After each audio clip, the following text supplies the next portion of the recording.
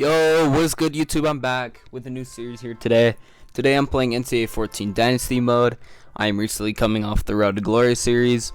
This one we're doing a brand new Dynasty series. I'm really excited about this one.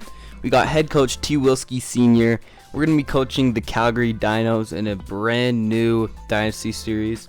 The goal of this one is to really progress the team over time. I'm setting some scouting rules for myself, which I'll talk about during the gameplay. I won't talk about it right now because we're going through this pretty fast, but we got our recruits set up here. They're all scouted. We got some decent players. A lot of them you may think are really bad. I'll tell you guys later. We have some scouting rules for ourselves, which include pipeline states and prestige. A lot of it is based on that. We got our school grades here. Not too bad, not too good. The goal of the series is to progress the team over time. You guys see the depth chart. Our team is really bad. The goal is to get recruits over time, and we have the scouting rules set in to make this a long-lasting series. I want this to be, something we do for 5-6 seasons, and really you guys get to see the Dynasty go on, and I think that'd just be something really fun. I'm really excited about this one. I've been wanting to do a Dynasty. I've just been looking to find the right team to do, and I think this is the right one. Like I said, depth chart really bad. The big thing is we're lacking a lot of players, so we have to recruit some depth and work on that over time. Here we got the schedule, pretty basic. For our conference games, I have some teams that I imported in myself that are around our skill level. I did this so we can get closer to our target win goal, which is 5. Because if we don't do that, there's a good chance we get fired. We don't want to get fired. We want a shot to win some games, but we still give ourselves some challenging games like Boise State and Washington. So we do have a balanced schedule, C- strength. And you guys see the house rules here. We're playing Heisman, 20 threshold, 6 minutes. As of right now, I don't have any sliders set in. If you have some good sliders, please hit me up in the comments. Email me, hit up my Instagram. I would like some good sliders. As of right now, I don't really have that. For our preseason All-Americans in our conference, we don't really have any first team, but second team, we have a whole bunch. I do not plan on staying in this conference forever. Maybe I dominate, not dominate. Once I win the conference, I'll probably move conferences, and maybe a few seasons down the line, I'll come back. That's the good thing of this series. I want it to be long-lasting, and yeah. So we're gonna hop into our game against New Mexico State. You see the overall difference. It's bad. Not expecting to win really. I'm just looking to get a feel of the team really. And hopefully we have a shot at winning a few games throughout the season despite being a 45 overall.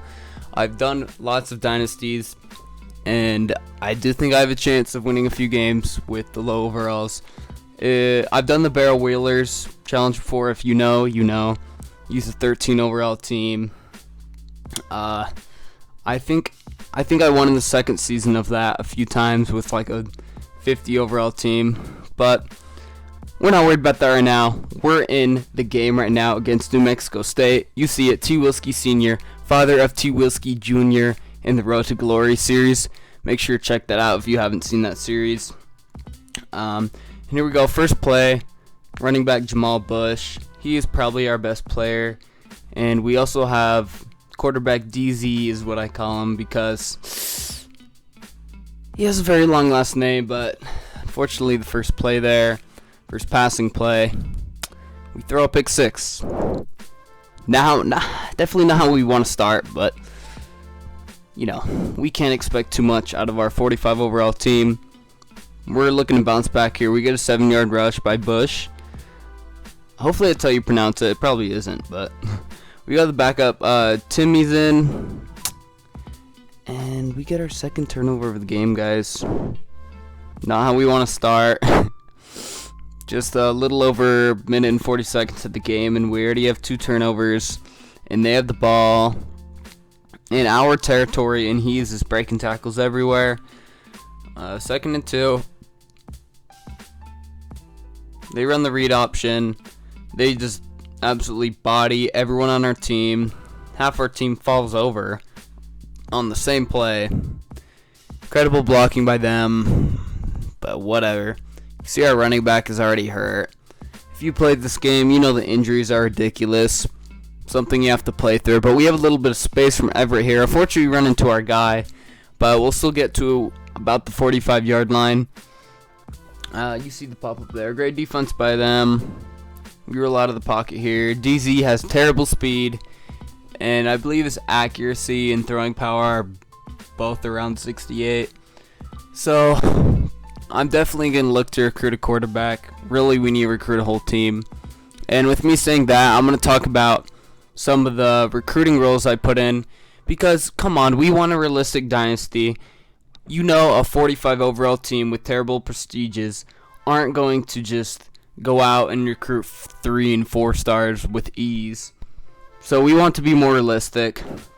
Since our prestige is only a 1-star, what I'm going to do is only allow ourselves 1 and 2-star recruits for now until our prestige goes up. But I will allow myself 2 3-star players to recruit to make it more realistic. And I can't just recruit anyone though. I can't just go out and find the highest overall 3-star. You guys see it through. You guys will see a lot of turnovers throughout this game, so I'm not gonna call that out too much. But like I was saying, so we're gonna allow ourselves a few rules, so we can't just go out and recruit everyone. So the first rule is, if we want to recruit them, they must be from either Washington, Idaho, or Montana, since that is closest to Calgary. And you guys see the touch on there. We were down 21-0. We were getting dominated. That's fine though. Like I said, learning experience. So they have to be from those states. And also, if they are not from those states, they must have top 5 interest in our school. If they are not, then we are not allowed to recruit them. So they either have to be top 5 interested in our school, or they have to be from Washington, Idaho, or Montana. So that's the recruiting rules I'm putting in. Pretty basic. If you have anything maybe I could change or any ideas, put it down in the comments. I'm down to switch my rules up maybe. But for now, that's what I'm going with. You guys see, we've been throwing straight freaking, I don't know, but we're struggling right now. We've thrown about 2 interceptions, fumble. We might even have 3 interceptions, I'm not sure. We're down 21-0. They're back in the red zone. We got a good stop there, so we're 3rd and 2, coming to a close in the first quarter. And we get the stop there, 4th and inches. So we're looking to get our first stop here of the season, hopefully. They run the read option. We've got him wrapped up. No, we don't. Touchdown, New Mexico State. I don't know how their quarterback has like 30 speed and he's still finding the end zone. We need to wrap up, you know? We need to wrap up. Back on offense here. 28-0. They're on pace to put up like 100 and something points on us. We're not going to let that happen though. But it's kind of hard when we can't even wrap up their quarterback. And they're already back in the red zone. Riley has all day to find the end zone. We are down 35-0. They're kicking off to us here. Everett is by far our best returner. He can make some electric things happen sometimes.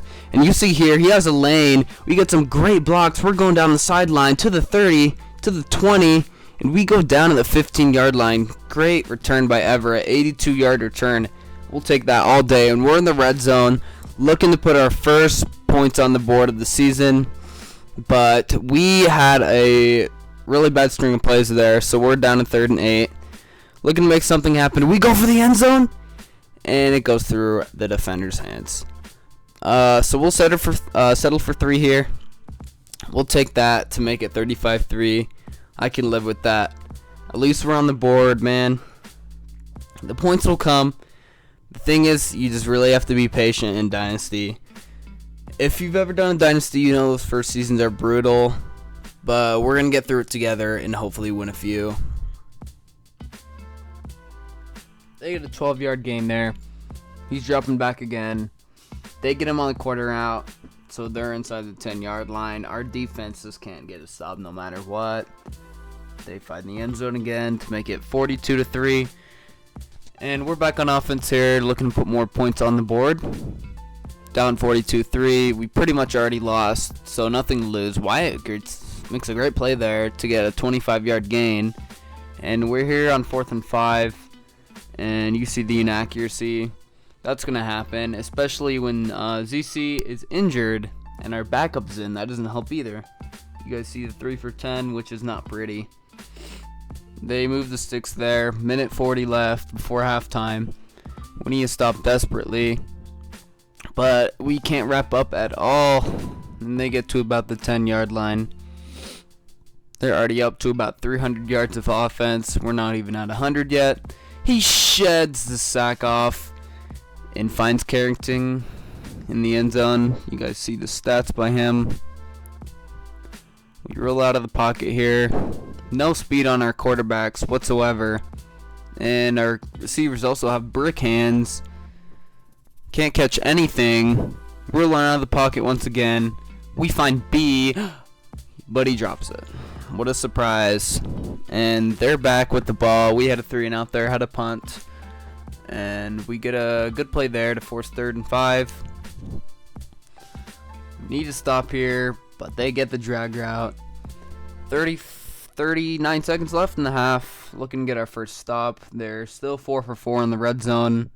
We are yet to force a punt from them. They run in the hurry-up offense. They have about 25 seconds and counting. We just need to hold them from the end zone here. Don't make it 56. Hopefully make it 52. They find the out route there, but the clock is still ticking, so we're good. They get it up the middle and a huge stop by our linebacker there. Clock is still going. For some reason, they don't want to use their last time out here. But the clock is still going, and they're going to get a playoff. We need one stop here, and we get lucky. That could have easily been a touchdown. But unfortunately, they get timeout, but that's fine. We'll take that.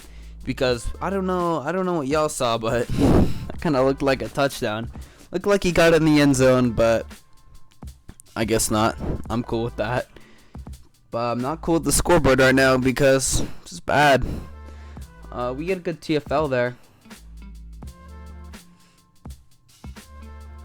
And he finally drops it. It looks like their backup is in the game. I'm not sure what happened to their quarterback. But like I said earlier, injuries in this game just happen like 10 times a game for both teams. But it's whatever. I like to play with injuries on. We want to keep this realistic, which is why we're also putting in the recruiting roles, which I'm really excited about. I think that should make it a lot more challenging. And it does make recruiting more rewarding. It really does. He coughs up the punt. Like, oh my gosh, my team's a joke. How do you even drop that?